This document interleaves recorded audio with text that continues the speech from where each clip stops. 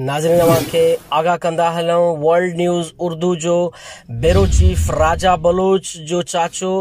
दिल जो दौरो पवण सबब गुलशन हदीद भरिसां शाह लतीफ़ टाउन में वफ़ात करे वियो आहे। अहम ख़बर खां अवां खे आगाह कंदा हलूं वर्ल्ड न्यूज़ उर्दू जो ब्यूरो चीफ राजा बलोच जो चाचो अब्दुल सत्तार टालाणी